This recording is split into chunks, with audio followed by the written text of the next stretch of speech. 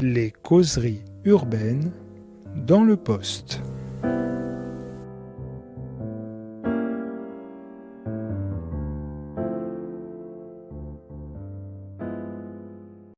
Quartier de combat, les enfants du 19e, c'est chez De Noël. Bonjour Abdoulaye Sissoko. Bonjour. Bonjour Zakaria Roussi. Bonjour. Alors, déjà je suis ravi que vous soyez là et je vais faire un petit préambule que je fais rarement, mais pour qu'il y ait une certaine honnêteté intellectuelle, il s'avère que j'habite ce quartier.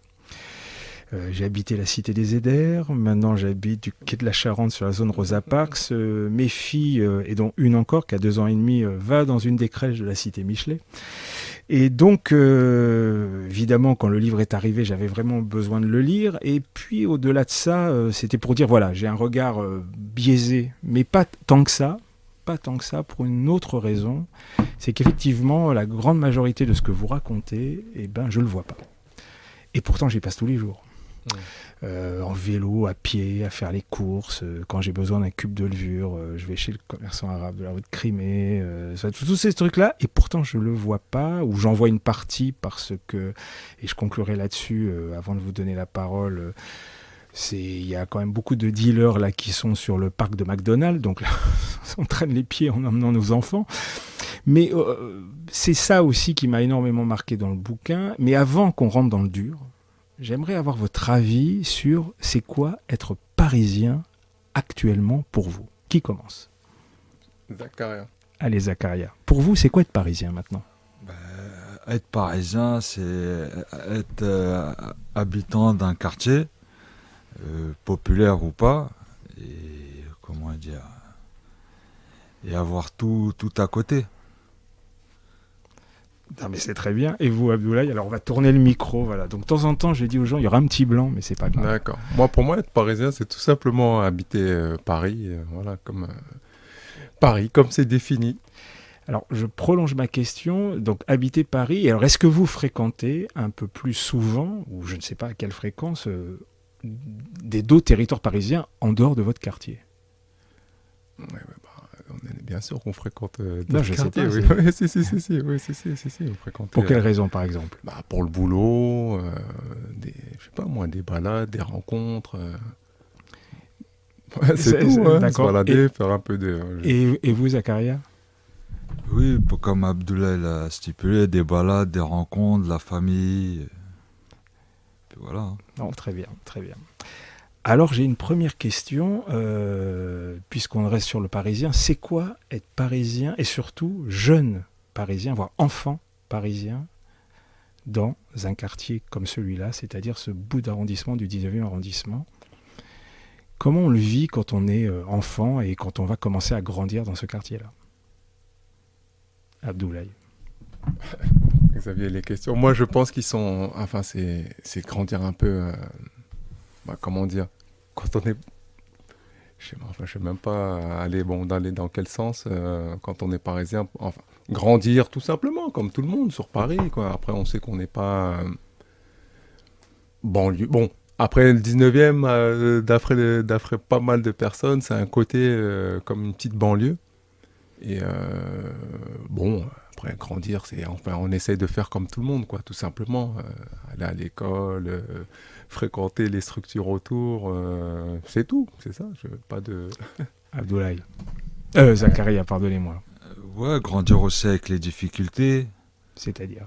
Les difficultés scolaires, les décrochages, les écoles un peu où la mixité n'est pas réellement réelle. C'est tout, hein. Il y a le chapitre démarre quand même, c'est pour ça que je pose cette question, parce que la question c'est que reste-t-il de votre enfance ? Et donc moi j'entends bien ce que vient de dire Abdoulaye, mais on voit bien que être enfant dans ces quartiers-là, des milieux d'où vous venez, si vous voulez en parler d'ailleurs un peu, on ne démarre pas exactement sur la même ligne de départ, si on fait une métaphore un peu sportive. Oui, non, c'est clair qu'on ne démarre pas sur la même ligne, mais on est obligé de faire avec. C'est-à-dire on essaie de rattraper la course, avec les difficultés, avec la débrouillardise aussi. Abdoulaye. Bon, après c'est vrai que quand si on rentre dans le sujet,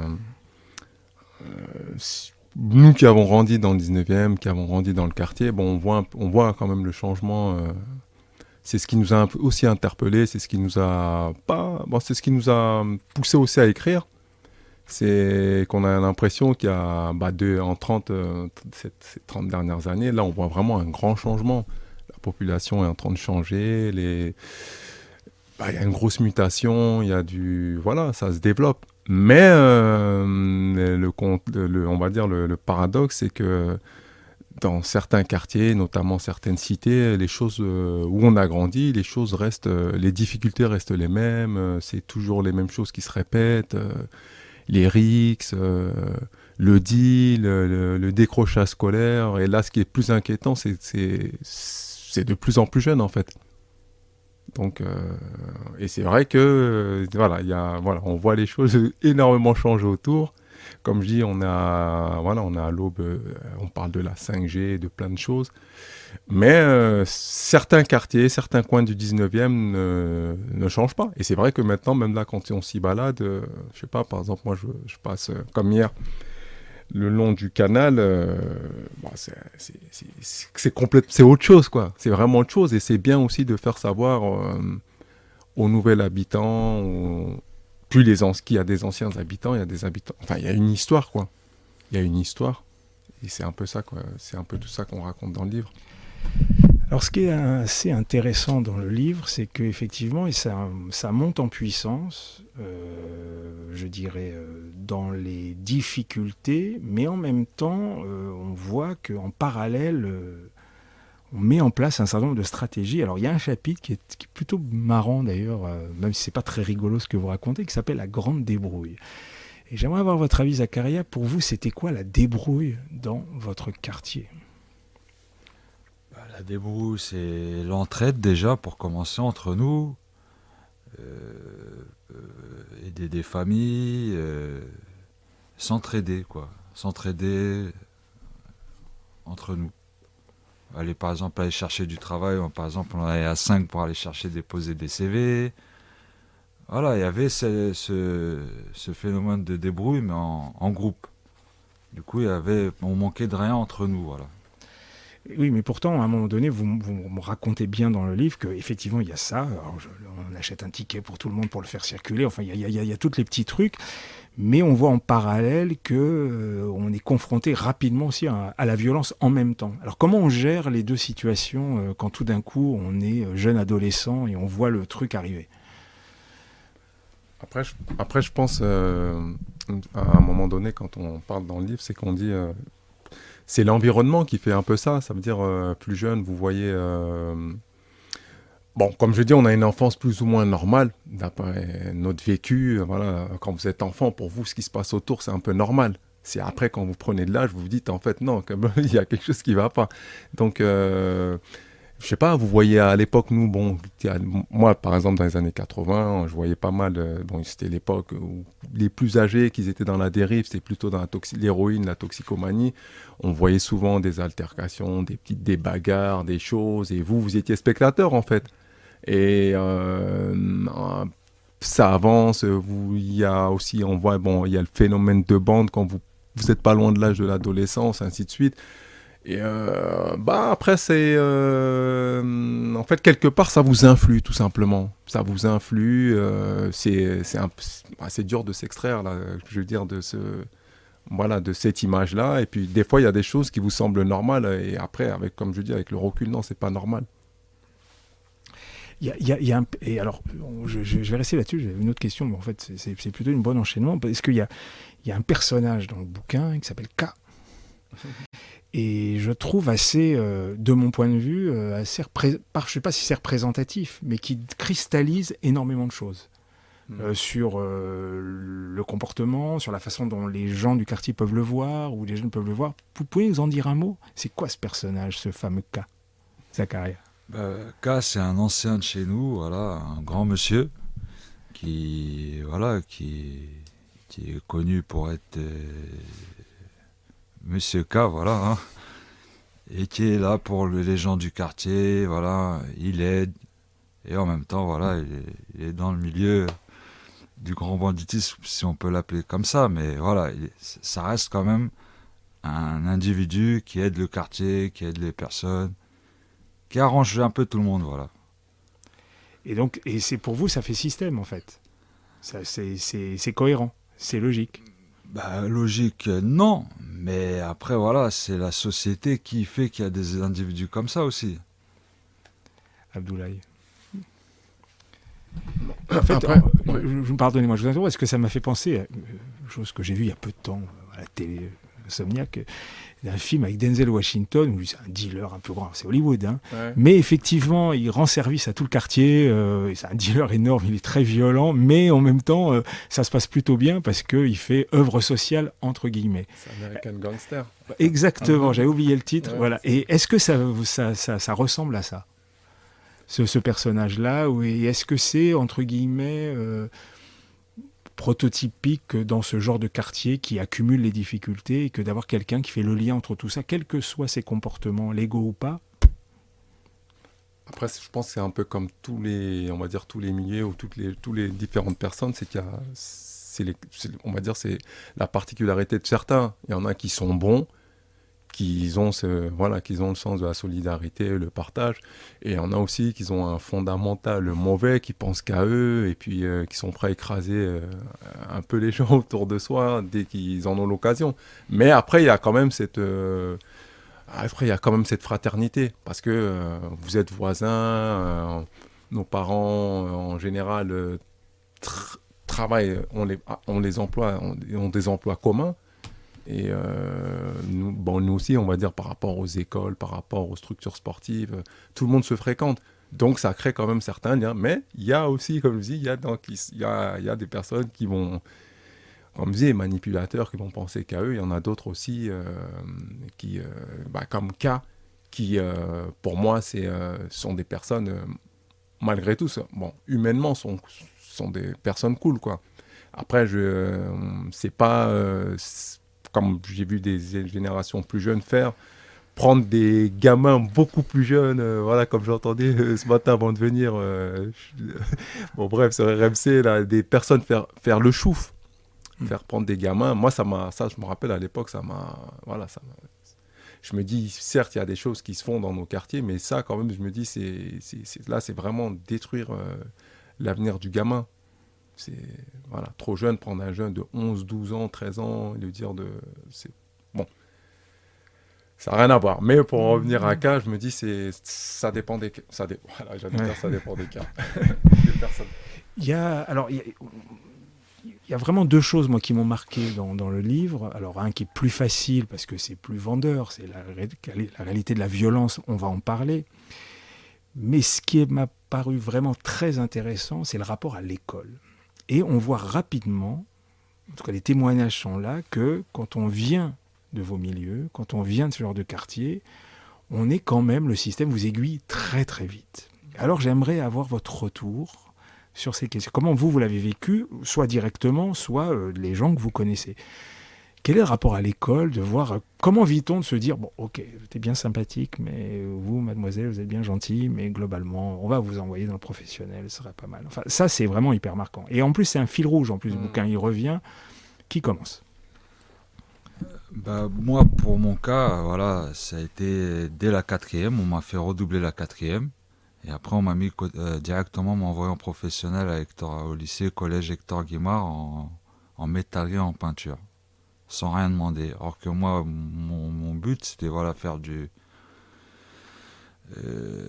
aller au lycée général et faire du droit. Mais à la fin, on m'a poussé vers la sortie professionnelle, bâtiment, chez les fous là-bas, là, Hector Guimard.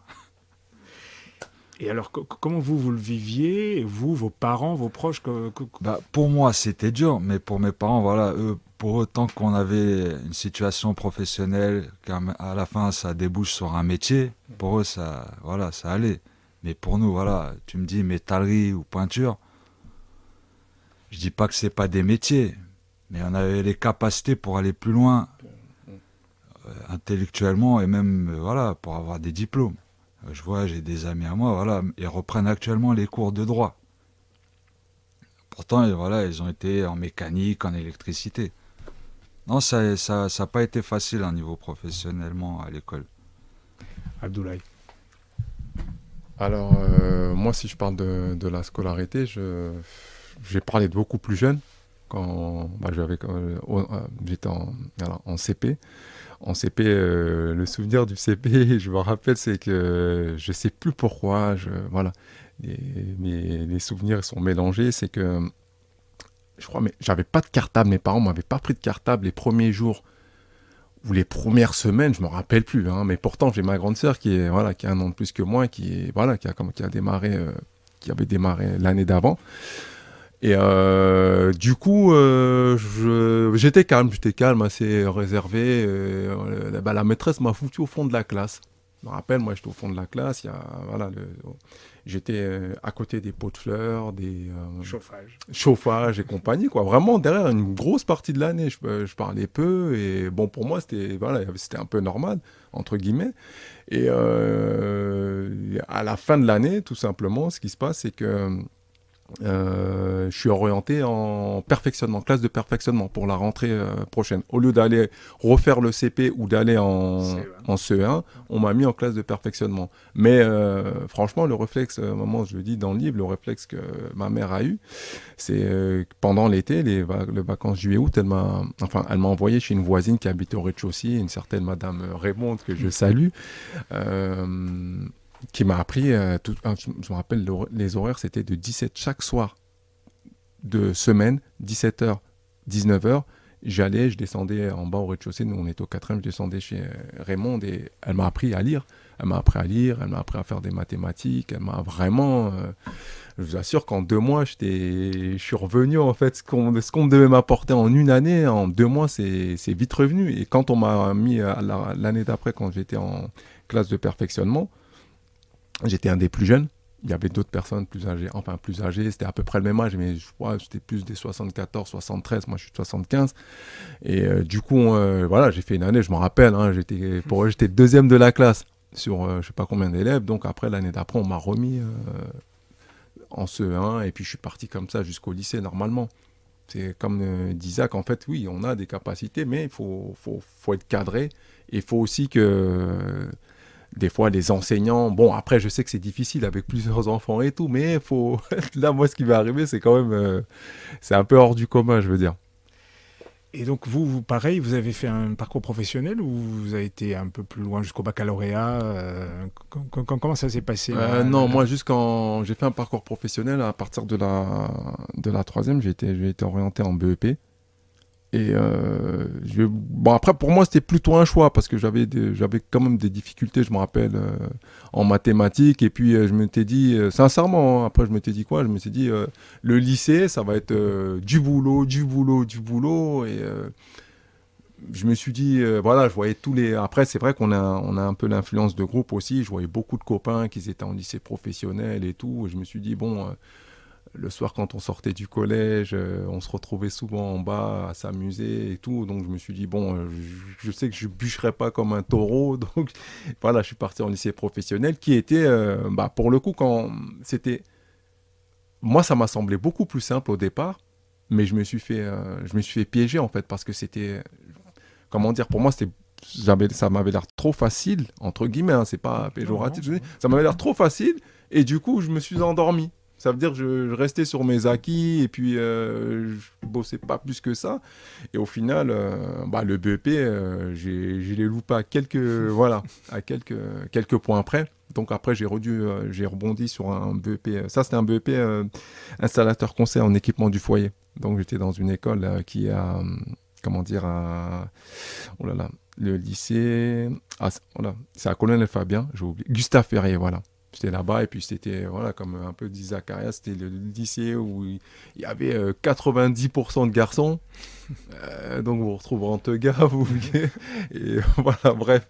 Et après, comme je disais, j'ai pu faire un BEP en un an. Voilà, j'ai eu un diplôme équivalent BEP de vente et voilà, moi, mon parcours scolaire, c'est un peu ça. Dites-moi, Zacharia, avec le recul, est-ce que votre témoignage est assez parlant, est-ce que les choses ont vraiment changé et est-ce qu'il y a, pour vous, il y a une réalité liée entre la façon dont on est orienté scolairement, le quartier où on habite, le milieu social dans lequel on est? Est-ce que vous voyez vraiment tout ça lié et est-ce que maintenant c'est quelque chose qui continue? Si vous avez contact avec d'autres enfants, d'autres jeunes, comment vous regardez avec du Ouais, recul? pour moi actuellement, c'est encore lié parce que, voilà, comme il a dit à Abdoulaye, on se retrouve encore tous du quartier, on se retrouve tous dans les mêmes écoles.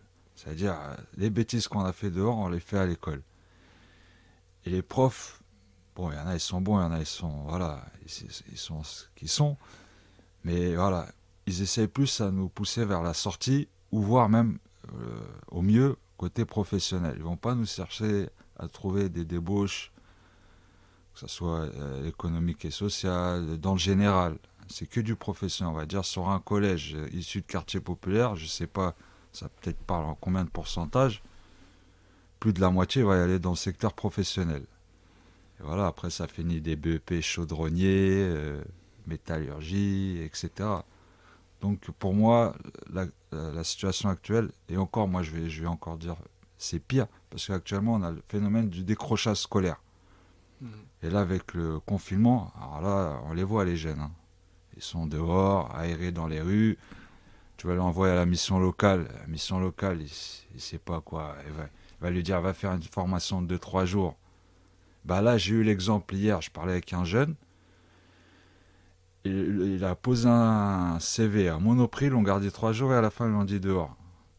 En gros, il n'avait pas les capacités pour travailler là-dedans. Monoprix, on parle d'un manutentionnaire, hein, pas d'un... Ouais, j'entends bien. Non, c'est assez compliqué. Et on revient encore, voilà, qu'est-ce qu'on a à offrir aux jeunes? Il faut un cadre. Et le cadre, à l'heure actuelle, il n'y a pas de cadre. Alors il y a un autre sujet, et évidemment, qui est très abordé, c'est assez étonnant, parce qu'en plus, il y a une parole assez brute, pour pas dire brutale, mais dans le propos, c'est la question de la violence. Mais avant d'arriver dans le détail, ce j'ai trouvé assez intéressant, c'est que on voit qu'à travers la réalité de la violence, vous nous proposez presque une cartographie du territoire. Donc on a une sorte, je ne sais pas si c'est un triangle ou un carré entre les buttes Chaumont, le quartier de Danube. Alors pour ceux qui nous écoutent et qui ne connaissent pas, on est vraiment dans le nord-est de Paris, donc où les buttes Chaumont, vous essayez de situer. Il y a une grande cité, qui s'appelle la cité Michelet, des grandes tours blanches. Il y a aussi les orgues de Flandre, enfin toute cette zone-là. Donc voilà, vous regarderez sur Google Maps. Mais on a l'impression que c'est aussi ça, c'est-à-dire que le rapport qu'il y a eu à la violence, on rentrera dans le détail, mais avant tout, c'est l'impression que les déplacements du quartier se jouent dans ce bout de territoire et qu'au final, on a du mal à en sortir. J'étais ravi de vous entendre tout au début de dire on fréquente tout Paris, mais j'ai l'impression que ce n'était pas le cas avant. Qui commence? Avant, il y avait une génération, celle qui était plus âgée qu'Abdoulaye, c'était un seul 19e. La génération Abdoulaye, c'est eux où c'est parti, où ça a commencé vraiment les problèmes, les rixes. Et ça a suivi jusqu'à, on va dire, maintenant. Alors c'est quoi les plusieurs 19e? Plusieurs 19e, voilà. Et il y a, on va dire, les plus grands ensembles. On a la cité Michelet, Riquet, Place des Fêtes et Danube. Et Ourcq et Lomière. Ces 5 cités-là, c'est eux qui se fricotaient, voilà, en embrouille. En Belleville aussi. Abdoulaye. Quelle était votre cartographie, vous ça ressemble un peu à ce que raconte Zakaria? Non, après, de toute façon, oui, c'est carrément ça. Après, oui, pour moi, c'est carrément ça. En fait, c'est on va dire, les plus grosses cités, les plus grandes cités, avec un peu plus de monde, voilà, plus de jeunes quand il y avait cette époque du RIC, qui a démarré. Je veux dire, ça partait. Enfin, ces jeunes-là, ouais, ces mêmes jeunes, c'est nous-mêmes qui, voilà, on s'affrontait. Malheureusement, après, ça part, pour moi, avec les souvenirs, ça part de quoi si on recentre ça aujourd'hui? Et quand on parle de la scolarité, qu'on parle de beaucoup de structures dans le 19e, où, gamin, vous n'avez pas accès à tout. Donc pour vous, quand vous venez à un moment donné de votre quartier, ça reste votre territoire. Pour vous, dans votre tête, c'est votre cité, c'est votre territoire. C'est chez vous, c'est pas chez l'autre.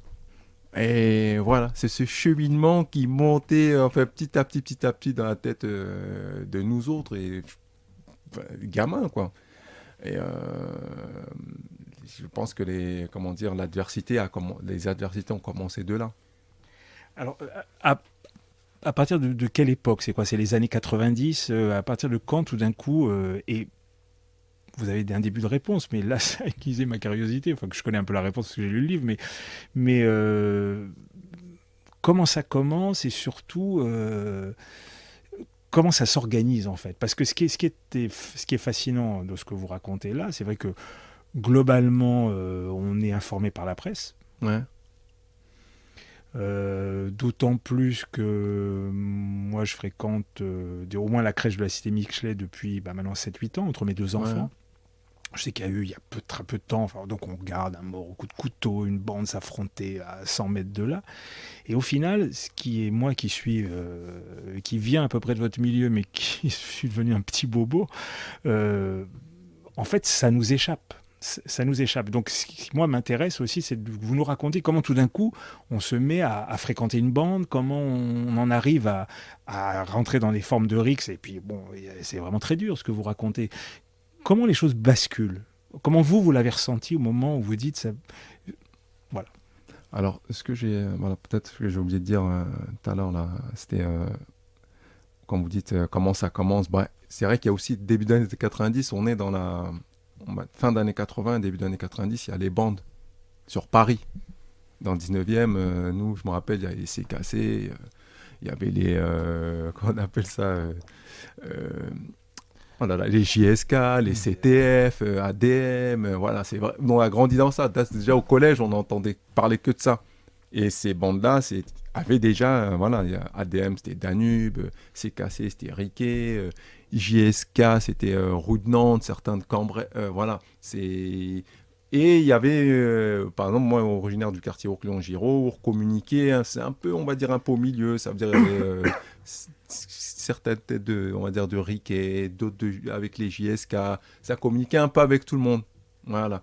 Et donc, c'est, pour moi, voilà, comme on dit, ce que vous avez, votre environnement, comme je disais dès le début, à un moment donné, ça vous pénètre exactement. Et des fois, vous entendez parler de bagarres, que ce soit au collège ou je ne sais où. Après, vous êtes là, dans votre cerveau, vous vous dites, oui, j'ai entendu l'autre grand faire ça, moi, je vais être comme lui, je suis comme lui. On s'identifie à ça. Jeune. Et je veux dire, ça commence de là. Donc c'était l'époque, comme je disais, c'est certaines bandes de bandes. Et suite à ça, après, je me rappelle, dans le milieu des années 90, les jeunes, en général, du quartier, on se connaissait tous par rapport, je sais pas, par exemple, au CIS, le centre d'initiation sportive, qui était à Matisse, qui était à Porte de Pantin. Ça veut dire, celui qui était à Matisse, nous qui venons du quartier Ourcléon-Giraud, ça a facilité la connaissance avec des jeunes de Riquet, de Cambrai. Quand vous allez à la Porte de Pantin, c'était plutôt Danube, Place des Fêtes, ainsi de suite. En fait, il y a une communication quand même. Parce que vous êtes... on a plus ou moins, je veux dire, on fréquente les mêmes écoles, les mêmes lieux. Et puis voilà, après, il suffit juste qu'un petit différend a lieu entre une personne qui vient, je sais pas, d'Ourcq et une personne qui vient d'un autre quartier. Les emballements, ils ont commencé un peu comme ça. Voilà, après, chacun veut montrer qu'il est plus fort que l'autre, ceci, cela. Et puis, des fois, ça durait malheureusement des années. Et malheureusement, on voit les choses perdurer. Il y a eu aussi il y a eu aussi pas mal enfin, il y a eu des décès. Et ce qui est malheureux aussi, c'est que des fois, on voit... moi, quand on voit des articles de presse dire toujours c'est lié au trafic. Non, c'est pas lié au trafic. C'est lié à des conneries. Lié au trafic, c'est du banditisme. C'est des choses, c'est plus haut.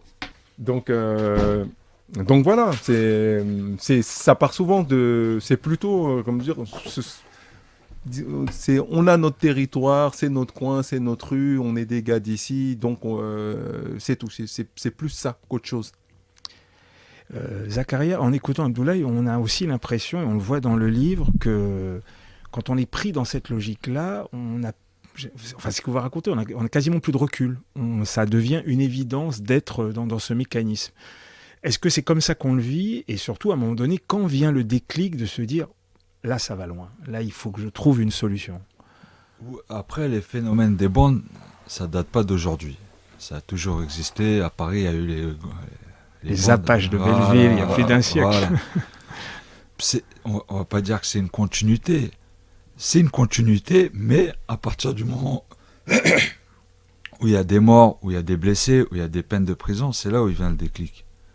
Là, il y a des jeunes, par exemple, de Riquier et de Cambrai, là, ils ont pris des peines à 2 chiffres. Là, je pense que le déclic, il vient. Quand un membre, il perd un membre de sa famille, là aussi, il y a un déclic. Et surtout que maintenant, comme il a dit Abdoulaye, on se connaît tous. Moi, par exemple, je n'ai pas côtoyé Abdoulaye, il a 10 ans de plus que moi, mais j'ai côtoyé ses petits frères, ses petites sœurs. On était tous dans le même collège. Il y a toujours un lien de connaissance. Du coup, pour moi, les guerres intercités, interquartiers, pour moi, il y a ni queue ni tête. C'est un phénomène qui existe, comme j'ai dit, depuis longtemps, mais qui aboutira à rien, que des pertes. Et personne n'y gagnera dans tout ça. Alors il y a un autre élément qui est lié à ça, c'est que justement, et là vous me tendez la perche, c'est les portes de sortie. Et ce que vous nous racontez dans ce livre, c'est qu'il y a des portes de sortie auxquelles, franchement, il y a la vision classique, on va revenir dans le rang de la société, puis il y a d'autres logiques. Donc il y a la religion, mais pas dans le sens qui peut être un sas, mais qui va pousser un peu plus loin. Il y a évidemment les événements de Charlie avec deux personnages qui ont grandi dans ces quartiers. Alors, ma question, elle n'est pas de se dire qui fait quoi, mais à votre avis, la marge de manœuvre pour sortir de on va dire, de cette spirale au départ qui, comme vous le racontez, amène dans le mur, on n'a pas l'impression que les portes de sortie soient toujours les plus normales et les plus classiques, en tout cas dont la société se représente. Abdoulaye. Alors, c'est pas pour répondre directement à la question qu'on a posée de suite, c'est plutôt, voilà, tout à l'heure, quand on parlait toujours dans le système d'engrenage, comment on bascule aussi dedans, voilà, j'ai oublié, pour moi, c'est une chose importante à dire, c'est des fois, vous êtes dans un groupe et vous voulez exister dans ce groupe-là. Donc, des fois, quand il y a une histoire avec d'autres jeunes, je sais que moi-même je me suis dit, et beaucoup d'autres personnes ont dû se dire, même d'autres générations, c'est si vous n'allez pas au front, entre guillemets, vous êtes pas un bonhomme, tout simplement. Et c'est malheureusement, on fonctionne comme ça, on a fonctionné comme ça. Et voilà, pour nous, c'était une évidence d'aider le pote de sa cité qui a une altercation avec une autre personne. Et si vous n'y allez pas, vous avez toujours ce truc de vous dire « Ah, on va me prendre pour ». Et des fois même sur d'autres choses. Malheureusement, sur peut-être du vol ou du « Ah, mais ils vont croire que j'ai peur, ils vont croire que je suis comme ci, je suis comme ça ». Et c'est comme on dit, c'est vrai que c'est à un moment donné, c'est voilà, sortir aussi de ça, essayer de sortir de la délinquance, c'est une difficulté. Et comme Zakaria le dit si bien, c'est vraiment avec du recul plus tard, quand il y a vraiment des événements tragiques. Après, peut-être rien à voir. Moi, je me rappelle d'un fait qui m'a marqué. Ça, j'avais quel âge on avait 20 ans. Un pote à moi et des connaissances du quartier. Justement, un pote qui a grandi dans le quartier Belleville. Lui est parti... c'était un voleur à l'époque. Lui, c'était faire des vols. Donc, c'était un bon ami, un bon pote. Parti en province faire un tabac. Et ce qui s'est passé, c'est que le buraliste... ils sont partis, ils ont volé, je ne me rappelle plus comment ça s'est passé dans l'état, je me rappelle de souvenir, c'était en 96. Le buraliste est sorti, je crois, a tiré sur un des jeunes. Ils étaient 3. Et alors sur les 3, mon pote, lui, quand le jeune s'est fait tirer dessus, quand il partait, je crois, de dos, le buraliste a tiré, l'autre est tombé. Mon pote, c'est un ami, qui était un ami à l'époque, s'est arrêté. Et est retourné pour assister la personne qui était en train de... je crois qu'elle est décédée, la personne de souvenir, je suis presque sûr. Et la troisième personne, elle s'est sauvée. Et du coup, le pote s'est fait attraper. Et puis, voilà, vous savez, ces souvenirs, vous vous dites... après, vous vous dites, malgré tout, son geste, moi, j'ai admiré ce geste-là. Je me suis dit, ouais, exactement, c'est quand même... ils ont déconné, il a déconné, mais il s'est pas sauvé. Il n'a pas laissé son ami, malheureusement, sur un vol ou sur une tentative de braquage, je sais quoi, au sol, et sauver, Mais on trouve, comme je dis, vous avez vu, il y a la personne qui est là, qui revient, il y a la personne qui se sauve. Et c'est tout ce cycle, en fait, à un moment donné, qui vous mène à la réflexion, se dire, comme aujourd'hui, on a envie de dire, et comme c'est vraiment... quand on passe sur ce passage dans le livre de la délinquance d'Erix, c'est qu'à un moment donné, ça mène nulle part. Ça mène nulle part. On a nous, même là, comme vous me dites, je peux me balader dans le quartier, je sais pas, à Belleville ou dans le 19e, voir des amis ou enfin des connaissances d'il y a longtemps, de ma génération, ou des un peu plus jeunes ou un peu plus vieux, qui marchent tous, qui parlent tout seuls, qui ont vrillé complètement. Et pourtant, à l'époque, c'était pas ça du tout. C'est des jeunes dynamiques, voilà, débordant d'énergie, et quand vous les voyez comme ça vous fait un hic. Et il y en a pas mal comme ça, malheureusement. Alors, il y a ce que vous dites, il y a évidemment la case prison, et puis il y a l'autre case qui fait d'ailleurs polémique dans la société française. On ne va pas résoudre cette question-là, mais moi, ce qui m'intéresse, c'est votre regard sur cette chose-là. Il y a la case religion. Est-ce que la religion, et donc allons jusqu'au bout, donc la religion musulmane a été aussi une porte de sortie d'un cadre que vous racontez depuis ce matin, depuis qu'on parle, se dire, après tout, le centre social, il fait ce qu'il peut, choses comme ça. Est-ce que ça bascule comme ça, on se dit, tiens, là, au moins, après, peu importe ce qui va se jouer, mais est-ce que le basculement se fait à partir de se dire, là, on a un espace social, religieux, avec tout ce que ça comporte, mais qui permet aussi de sortir une jeune de cette spirale assez infernale dans laquelle ils sont entrés.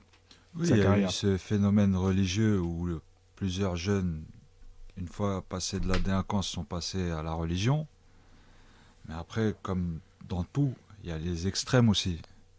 Et beaucoup de ces jeunes issus de quartier ont basculé dans l'extrême. Et on revient encore toujours, s'il y a eu un cadre, ils n'auraient pas basculé dans l'extrémiste, quelle que soit la religion. Il y a un cadre, voilà, ça bouge pas du cadre. Donc voilà.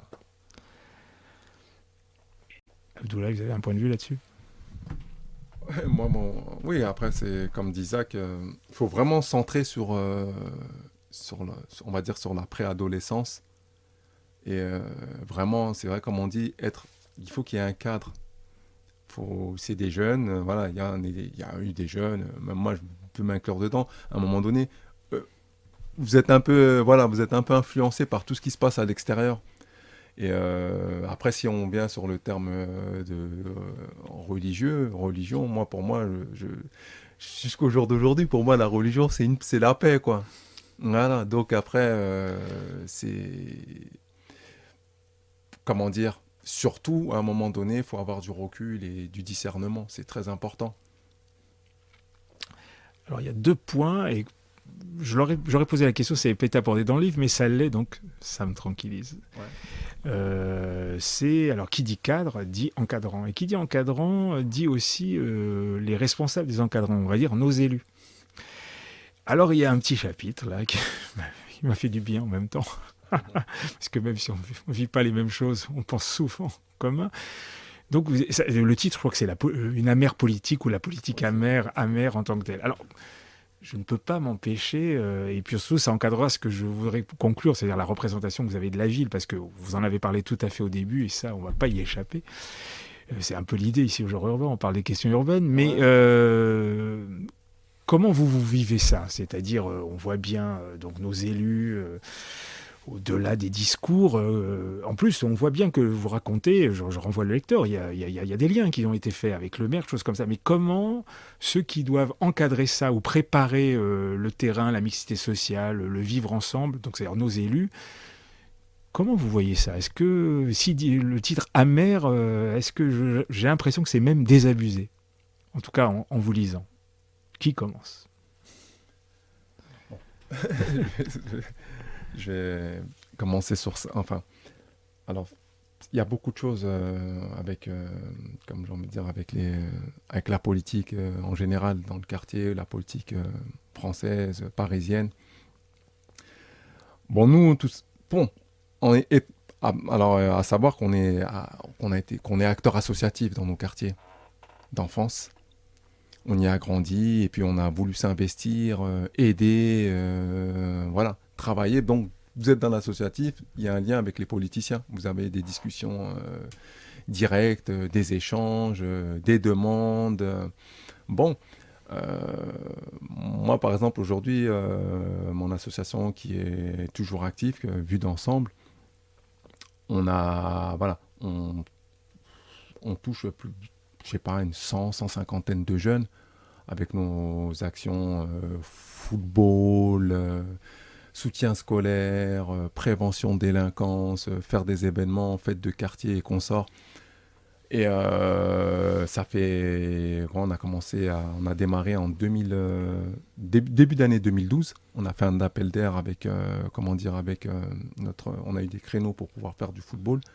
Donc ça a ramené plusieurs jeunes, ça a ramené des jeunes du quartier Orléans-Giraud, du quartier Pierre-Réverdy, du quartier Rue Petit, communiquant aussi avec des jeunes de Danube. Au début, on a vu une masse de gamins arriver parce qu'on a eu les premiers créneaux qu'on a eu. Par exemple, on nous a donné quoi? Le créneau, je me rappelle, c'était le samedi, 21h, 22h30. Et moi, voilà, pour l'attribution du créneau, mais je me suis dit, mais attendez, même si c'est des jeunes, je me dis samedi soir, les mecs ils vont en week-end. Moi, quand on était jeunes, on allait au cinéma. Vous allez sortir, il y a des mariages, enfin, il y a des événements le samedi soir à cette heure-ci. Je me suis dit, c'est quoi ce créneau? Mais bon, on l'a pris, donc je me suis dit, je pense qu'il n'y aura personne. Au contraire. Comme je dis, franchement, des fois, il y avait une cinquantaine de gamins. C'était ingérable, limite. Mais ils venaient, ils se dépensaient, ils s'occupaient, ils s'amusaient, ils rigolaient. Il y a un cadre qui commençait à se poser. Et de là, on a vu cet engouement. Derrière, on a monté une équipe on a monté une équipe de football plus pro. On a professionnalisé. Et on a laissé aussi du loisir pour les jeunes au travers le football. Après, de là, voilà, comme je disais, pas mal d'actions. Et là, l'associatif, on s'est développé avec du soutien scolaire et tout. Bon, bref, donc vous faites des comptes rendus, la mairie, tout le monde est au courant. Voilà. Donc, il y a des échanges. Et à un moment donné, vous dites, bon, c'est bon, vous avez fait vos preuves, ça fait 2-3 ans que vous fonctionnez comme ça. Là, on a besoin de plus fonctionner avec des bénévoles, pouvoir salarier des personnes dans l'équipe associative et en même temps avoir un lieu propre, qu'avoir des créneaux en fin de journée, 18h, 20h tous les jours, le centre social du quartier Orléans-Giraud. Et au départ, quand on a créé l'association, la condition avec nos élus, c'était vous allez monter en puissance, on va vous suivre. Voilà. Alors, à un moment donné, comme j'ai dit, nous, on aime bien faire nos preuves. Ça veut dire que vous n'êtes pas venu toquer à leur porte dès la première année, dire voilà, on a besoin de ci, on a besoin de ça. Parce en fait, on a l'impression d'être éduqués comme ça en France. C'est que le rapport financier, il est, comment dire, il est timide. Il faut pas en parler tout de suite. Bon, voilà. Bon, moi, on est issu de l'entrepreneuriat, donc vous avez ce rapport quand même financier. Et bon, bref, alors je vous dis, il y a 2-3 ans qui passent, et là, vous faites des demandes, et qu'on vous dit ensuite, là, on vous ramène les difficultés. Comme j'ai envie de dire, politique. Politique de ville, on va dire, vous, par exemple, dans votre quartier, c'est un quartier, c'est une cité, quoi, avec toutes ces problématiques reconnues, j'ai envie de dire, au niveau, au niveau de la délinquance et plusieurs autres choses. Il y a des cambriolages, il y avait de tout à un moment donné. Et on vous dit, oui, vous n'êtes pas en politique de ville. Le zonage du quartier Orléans-Giraud n'est pas en politique de ville, donc vous bénéficiez pas. Vous avez peu il y a des subventions que vous pouvez pas avoir. Subventions d'État, subventions, enfin bref, pas mal de subventions que vous pouvez pas avoir. Alors, est-ce qu'il y a possibilité d'avoir une salle? Alors, une salle, le problème, vous, dans votre périmètre, il n'y a pas de salle. Il n'y a pas de salle, le problème, c'est ça. Et à un moment donné, vous vous rendez compte, il y a 2-3 ans, quand on était vraiment sur des projets de salle qui devaient être actés, toute l'année, on nous dit oui, c'est bon, vous inquiétez pas. Vous savez, le temps est passé, là, je vous parle, ça c'était en 2018. C'était la période de Coupe du Monde, là. Et finalement, on vous dit, on vous dit quoi? On vous dit non, finalement, pour les salles, je me rappelle plus ce qu'on nous a dit. En tout cas, on n'a pas eu de salle jusqu'à ce jour. On va jouer sur voilà, après on va jouer sur l'assise financière. Même pour un poste, on joue sur l'assise financière à vous dire oui, votre association, l'assise financière de votre association n'est pas voilà, vous n'avez pas les moyens de pouvoir gérer un poste. Et qu'est-ce que vous comprenez dans ça? Vous pouvez pas avoir de subvention, vous pouvez pas avoir de vous pouvez pas financer enfin vous pouvez pas financer de poste, vous pouvez pas avoir de locaux pour pérenniser, pour que les jeunes et les parents puissent vous identifier clairement. Pas penser que vous avez un lien avec le centre social, que vous travaillez avec le lien social et que vous faites une continuité derrière. Parce qu'à un moment donné, et je vais dire les choses crues et clairement, ça a arrangé certains, ça. Ça a arrangé des personnes de croire que vous étiez là, vous travailliez pour une structure et que vous faisiez la continuité le soir. Donc il y en a, des fois, ça ne les dérangeait pas je veux dire, de faire un peu cette ressemblance, enfin, je veux dire, c'est pas le mot qu'il faut, mais bref. Non, mais je comprends. Voilà. Mais voilà, c'est tout ça. Et je veux dire, en fait, la déception, elle vient d'où quand... excusez-moi, je suis très long, je pense. Mais, non, mais ici, on a le temps. Ici, on a le temps. C'est... comme disent beaucoup de gens, c'est beaucoup de promesses. Et... beaucoup de finalement au final le résultat c'est pas grand chose. C'est pas grand chose. Et là par exemple ce matin avant de venir, je suis obligé de dire ça, j'entendais la ministre Madame Chiappa qui était voilà, invitée chez Bourdin. J'écoutais comme ça rapidement avant de venir et j'entends oui, il y a une enveloppe de je crois 10 millions d'euros qui va être versée pour les quartiers populaires. Mais moi Xavier, quand on me dit ça, qu'est-ce que je me dis? Il dit, comme Bourdin a aussi répondu, oui, ça fait je ne sais pas combien d'années qu'on entend des enveloppes qui sont données pour les quartiers populaires. Je vous dis sincèrement, avec tous les gens qui nous écoutent, malheureusement, ça va... Où vont ces sous? À qui on les donne? On les donne aux mêmes personnes qui redistribuent aux mêmes personnes et les mêmes personnes qui n'auront pas. Moi, quand on me dit ça, ça me fait aucun effet parce que je sais que vous en verrez pas la couleur. Exactement.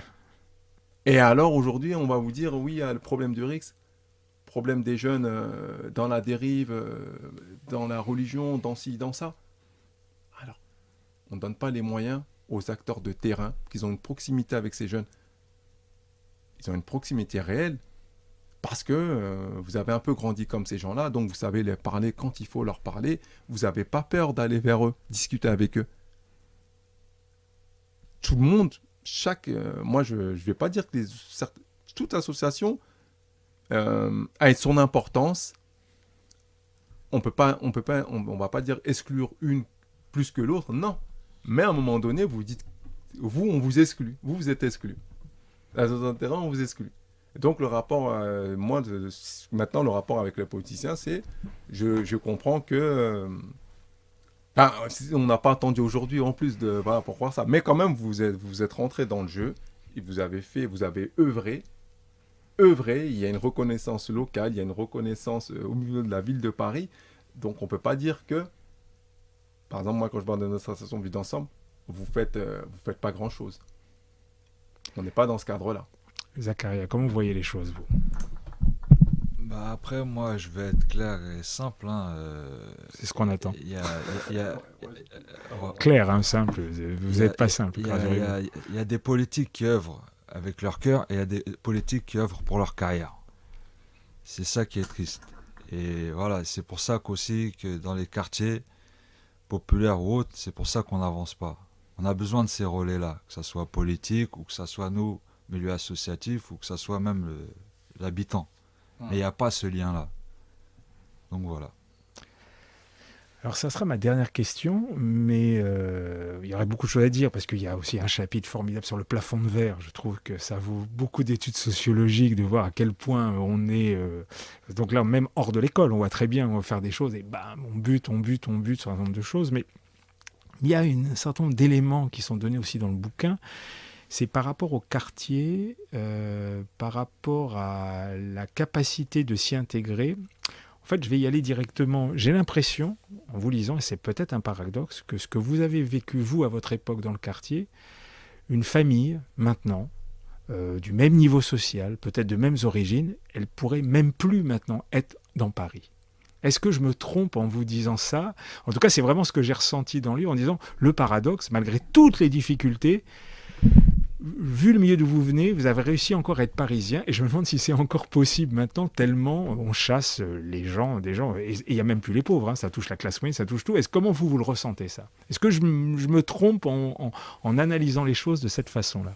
Non, je pense pas que vous vous trompez. Et de toute façon, c'est le ressenti, c'est clairement ça. Après, tout le monde, je veux dire, enfin tout le monde, on connaît le prix du mètre carré maintenant dans le 19e, je crois qu'il y a à peu près 10 000 euros. Si c'est bien, Un petit voilà, peu à peu moins, près. mais ça va, Dans 9 les 000, 10 000, alentours. ça ne veut plus dire Voilà. grand-chose à ce niveau-là.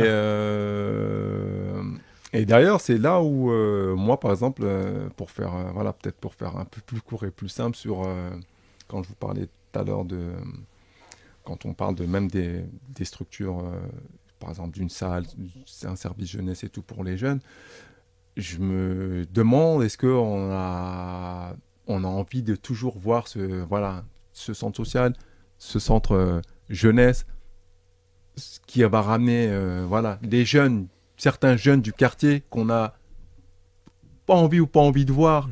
Voilà, on s'interroge et on se dit, moi j'ai l'impression que ça colle pas au décor. Ça colle pas au décor avec ce qui se passe autour. Quand je vous parle de local, on voit d'autres associations. J'ai rien du tout, moi, contre je sais pas, la gentrification, ou les bobos et compagnie. Bon, tant mieux. Mais vous vous dites, je vois pas mal d'associations, pas mal de locaux, avec des bons projets, certainement. Après, moi, je vois pas mal de choses qui se passent autour de nos quartiers, mais pour les jeunes et les habitants historiques du quartier, on voit toujours les mêmes choses. Presque rien. Donc alors, vous vous dites, on n'attend plus que, je sais pas, la finalité du projet du Grand Paris, après les JO, je ne sais quoi, et puis, mais on va vous dire, mais non, il y a toujours l'habitat, un pourcentage de logements sociaux de 40% dans le 19e. Oui, mais d'accord. Ah, mais je ne sais pas, ces logements sociaux, si ça ne va pas devenir pour une classe, une classe cadre moyen, j'en sais rien.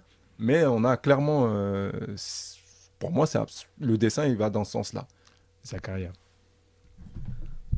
Oui, Abdoulaye, il a bien dessiné le programme. Hein. Là, on va dans la gentrification totale. Hein. Même là, on voit la cité Ourcq, par exemple, sur la cité, ils veulent construire au-dessus des logements à l'achat et au-dessus, ça reste des HLM.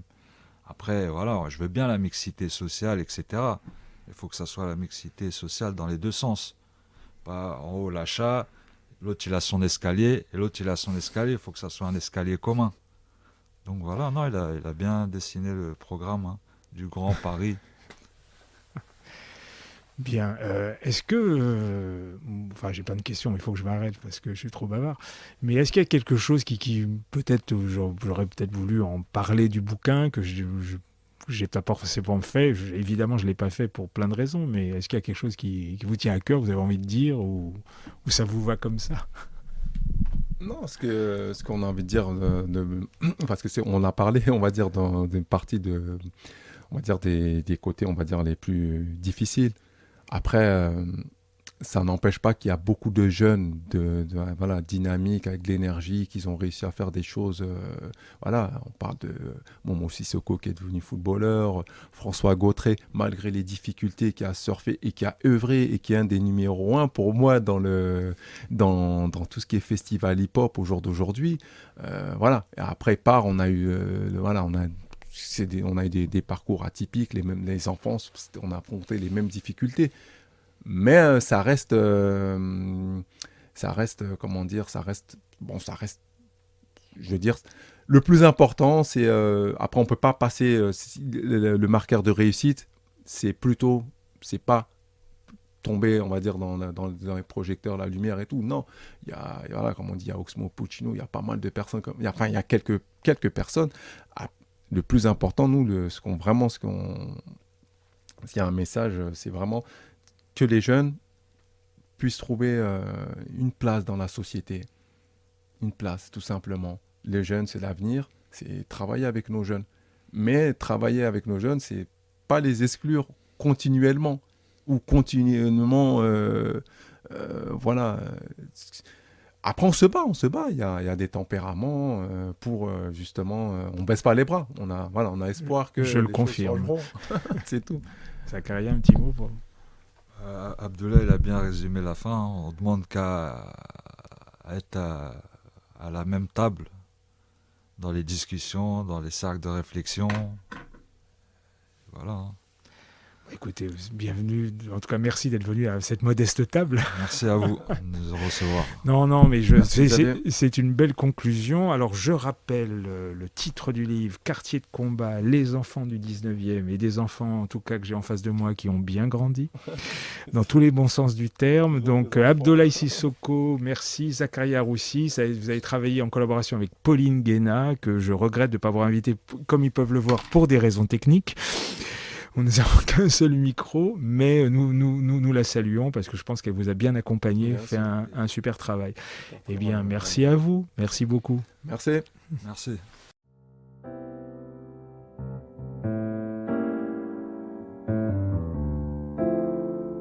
Les causeries urbaines dans le poste.